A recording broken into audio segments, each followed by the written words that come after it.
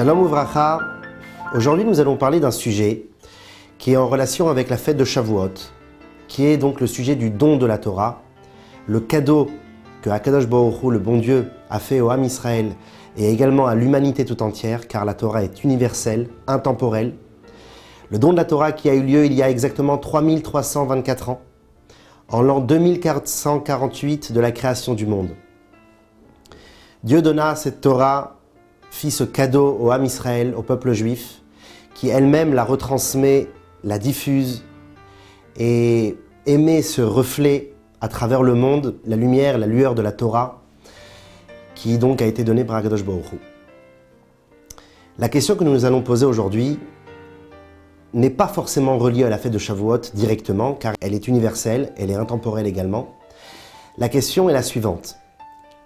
Quelle est la différence entre l'époque d'avant le Matan Torah, donc l'époque des patriarches, depuis Adam Arishon, le premier homme, jusqu'à l'esclavage d'Égypte, avant Moshe Rabbeinu, Moïse.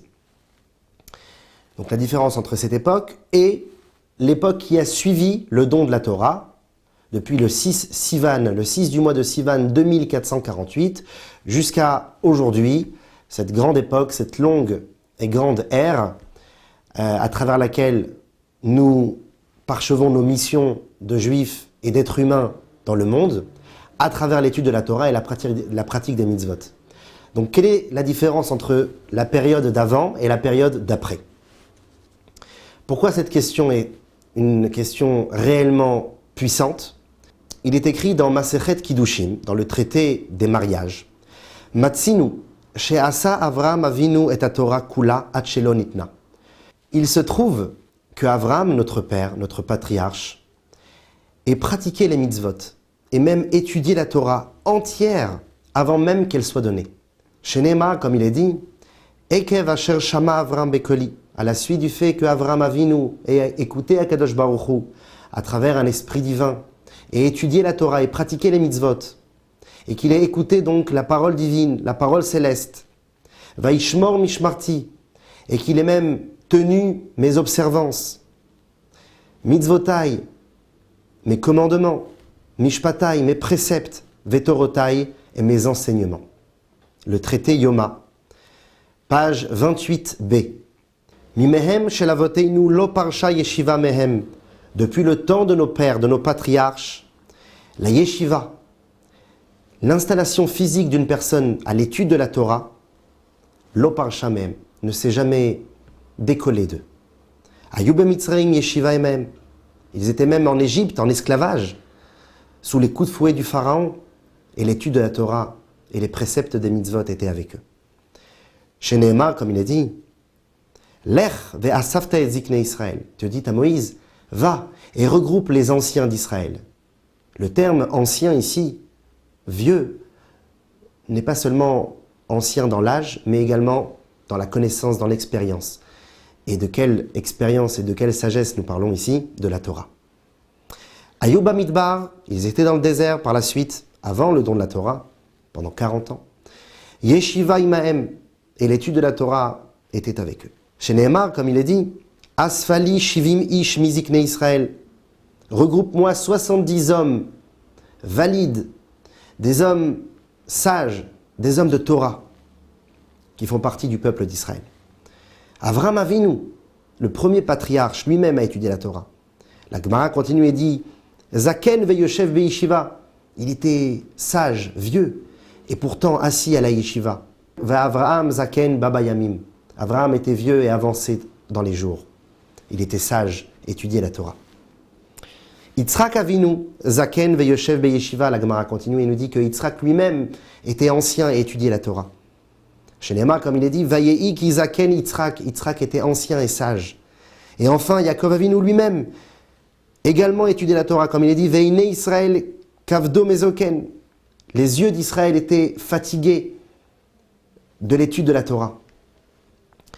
Même Eliezer, le serviteur d'Avraham Avinu, également étudiait la Torah, nous dit la Gemara. Chez Nehemar, comme il est dit, Vayomer Avraham el Avdo. Avraham dit à son serviteur, Zaken Beto, sage de sa maison, ancien de sa maison, à Moshel Bechol Asherlo, qui dirigeait tout ce qui appartenait à Avram Avinu, son valet. Et la Gemara finit, nous dit, Amar Rabbi Eliezer shemoshel betorat rabo. Rabbi Eliezer nous dit que lorsque la Torah écrit Moshel bechol asherlo, qu'il dirigeait toutes les affaires d'Avram Avinu, de quelle affaire parle-t-on? Torah rabo. Nous parlons de la Torah de son maître. Il dirigeait la Torah de son maître.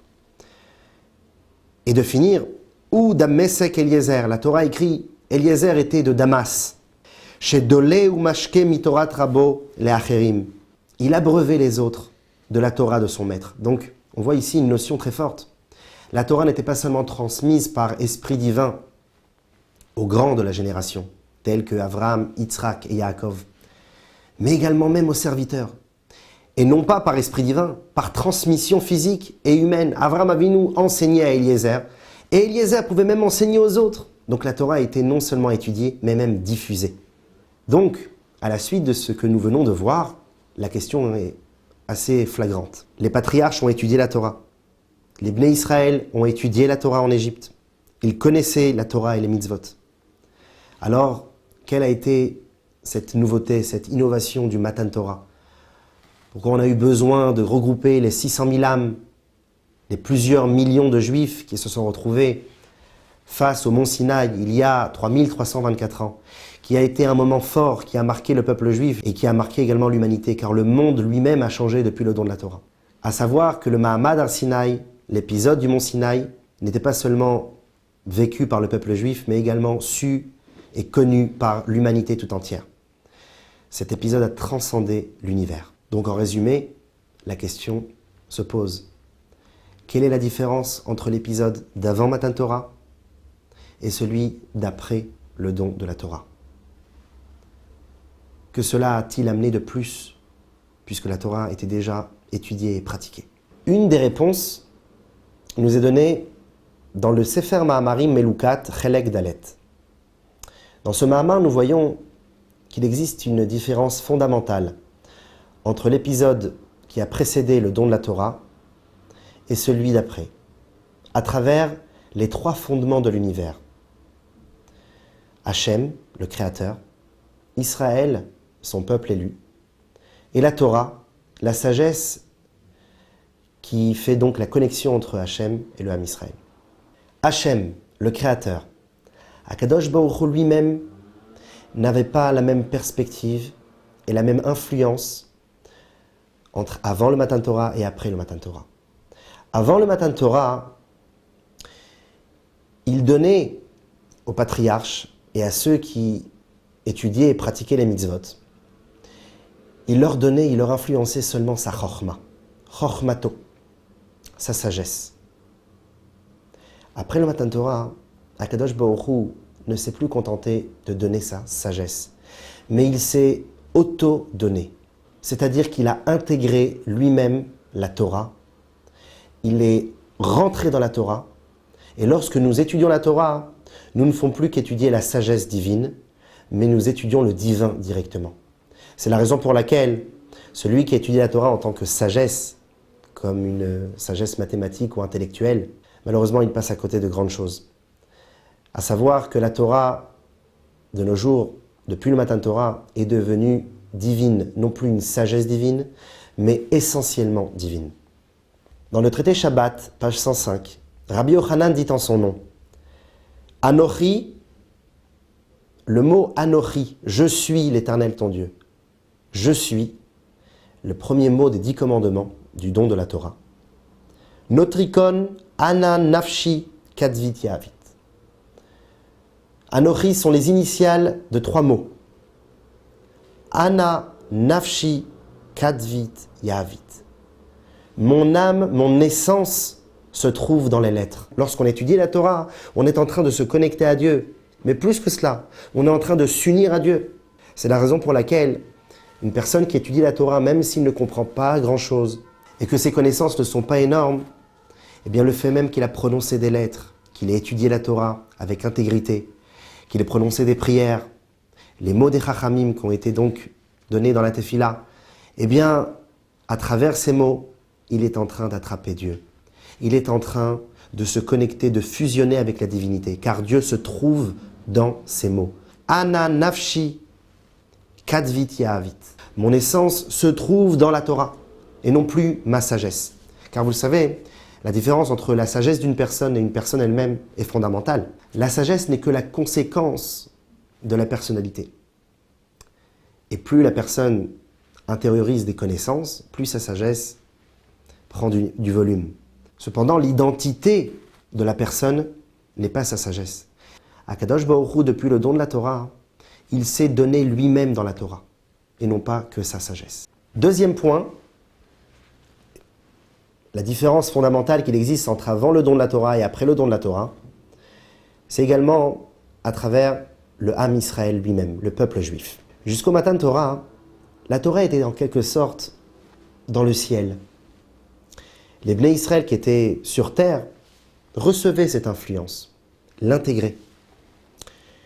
Au moment du Matan Torah, il s'est créé quelque chose de très fort.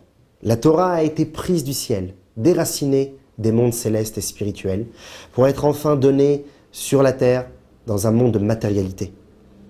Et bien de la même manière, la Torah s'y trouve dans ce monde. Et c'est la raison pour laquelle lorsque les Bnei Israël, les Chachamim, vont être poskim, vont décider certaines halachot, certaines lois, la halacha, la loi juive, suivra cette ordonnance, suivra cette décision. Bien sûr, les sages ne peuvent pas décider comme ils le souhaitent. Il y a des règles. Les 13 attributs, les 13 règles de limoud, d'études, à travers lesquelles un sage ou un décisionnaire peut décider.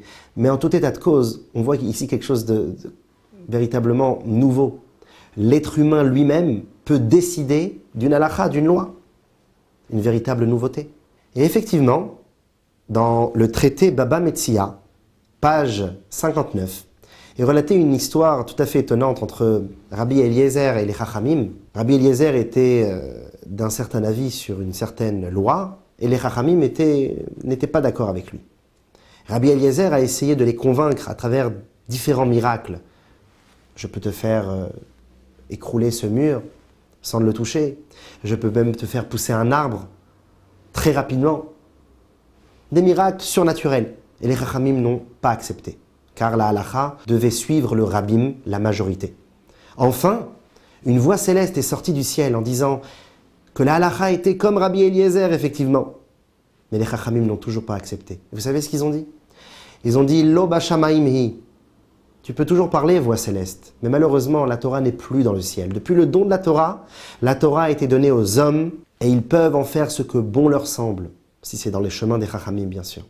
Acharei rabim la'atot, car il est écrit d'après la majorité, tu devras te baser.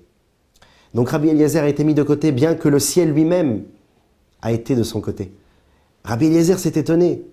Et il a même posé la question aux anges. Il leur a dit, mais que faisait Dieu à ce moment-là? Si la voix céleste elle-même a été de mon avis, comment Akadosh Baruch Hu a pu laisser faire ça? Alors on lui a répondu dans les mondes célestes, qu'Akadosh Baruch Hu a dit, Nitzruni banai nitzruni. Mes enfants, vous m'avez eu, vous m'avez gagné. C'est vous qui avez décidé à la fin. Parce que, en quelque sorte, c'est comme un chef d'entreprise qui laisse entre les mains de son responsable de service certaines tâches. Bien que le directeur a son mot à dire à la fin, le responsable, c'est celui qui s'occupe de cette affaire du début jusqu'à la fin. Et il connaît son dossier. Et le directeur lui fait confiance. Alors, il y a certaines choses sur lesquelles il ne devrait pas se mêler. C'est un fait tout à fait innovant. Là, on voit encore une différence entre avant le Matan Torah et après le Matan Torah. Après le don de la Torah nous a été donnée d'une manière où nous pouvons l'intégrer et en quelque sorte en faire ce que bon nous semble, si c'est bien sûr dans les chemins des Chachamim. Donc en résumé, nous avons posé une question. Quelle a été l'innovation du don de la Torah, puisque la Torah était déjà étudiée et les mitzvot étaient déjà pratiqués avant le don de la Torah? Et nous avons entamé la réponse à travers les 3 fondements de l'univers. Hachem, la Torah et Israël. Nous avons répondu que Hachem lui-même n'était plus le même avant et après la Torah. En quelque sorte, bien entendu, puisque Akadosh Baruch Hu ne change pas. Mais avant le don de la Torah, il ne faisait que donner sa sagesse. Après le don de la Torah, c'est son essence qui se trouve dans les mots de la Torah. Sur le deuxième fondement, sur le fondement de Israël, avant le don de la Torah, ils n'avaient pas la possibilité de pouvoir être possèques, de pouvoir être décisionnaires sur certaines halachot, car la Torah n'était pas encore véritablement donnée à eux. Et ensuite, après le don de la Torah, alors les Bnei Israël pouvaient devenir des décisionnaires. Ils pouvaient eux-mêmes intérioriser les choses jusqu'à en faire des chidushim, des nouveautés, des innovations, des rajouts. Dans le prochain cours, nous entamerons la réponse à travers le dernier fondement, le troisième fondement, celui de la Torah. La Torah elle-même a changé. Donc à tout de suite sur torahdevie.fr pour la suite de ce shiur, de ce cours, la différence entre avant et après le Matan Torah.